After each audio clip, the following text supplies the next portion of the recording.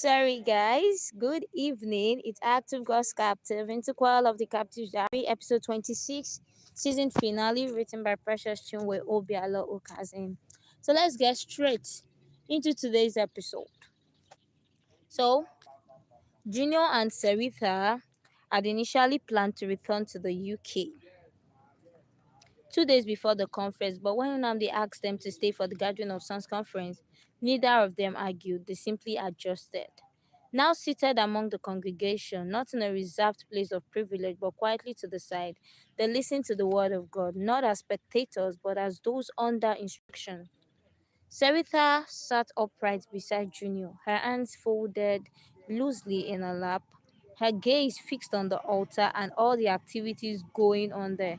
Even though she was a pastor's daughter and have attended church conferences, this one felt different.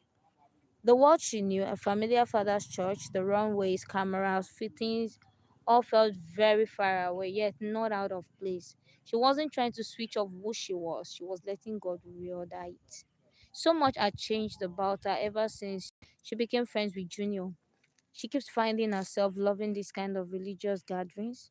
She had tried running away from in the time past, even which even her parents could not convince her otherwise. This is the kind of God I want to represent, she thought, not just in church, everywhere. Each word of God coming forth from the altar like instructions to her, and she received it quietly. While Uchenna preached thy kingdom come, Junior, who was outside beside her, leaned forward unconsciously, his elbows resting on his knees. As he was taking notes, Sarita's eyes brimmed at certain point, not from emotion alone, but recognition. She's now getting more. Sorry, without making a show. Okay. She shifted slightly, trying not to draw attention, but Junior noticed almost immediately. So he leaned in gently, lowering his voice.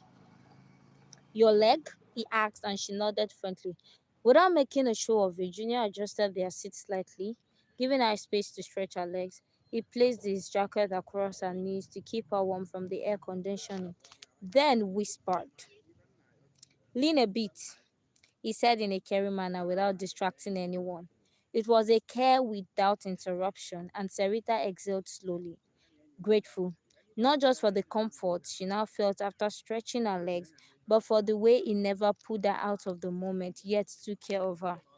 When the altar call began, Sarita didn't rush forward like others. She remained seated while listening. Junior stood when he sensed the prompting, but he didn't pull her along. He glanced at her, silently asking, Are you coming with me? He asked, and she shook her head gently, not in resistance, just her own way of responding. Junior nodded and went out to answer the altar call alone. While he knelt at the altar praying, Sarita prayed quietly from where she was sitting, with her hands open and her heart yielded. Lord, she whispered in response to the prayer Uchenna led, I relinquish my throne. I lay down my right to rule myself. I surrender my plans, my timeless, my timelines, my reputation, my control. She wept as she prayed, feeling the heavy weight of conviction on her heart. She knew the throne God was asking her to surrender, and though it was hard, she let it go. By the time the commissioning ended, her legs still hurt, but her spirit felt steady. She wiped off her tears as people began to rise slowly from the altar. And shortly after, Junior returned to her side. You okay? He asked softly. Yes, she replied, smiling faintly. I'm glad we stayed, she added, and he smiled back. Not wide, but sure. So am I, he replied. Unemeka planned to attend the conference but couldn't meet up, and the school also did not grant him exit. He decided he was going to stream the conference online, and he subscribed enough data for that purpose. It was a busy day in school, but earlier that evening, before he returned to his room, he had a meeting with the campus fellowship president in a quiet corner near the chapel. It was meant to be a casual meeting, updates, discussion around kingdom, and small talks, but the conversation shifted. The president had cleared his throat, avoided eye contact briefly, then said this plainly. I've read about the leadership cycle, and I believe you're meant to take over from me as the fellowship president. The words had landed heavier than Unemeka expected. He smiled politely, thanked him, gave all the right spiritual responses, but inside something recalled. Leadership meant visibility, responsibility, scrutiny, and criticism.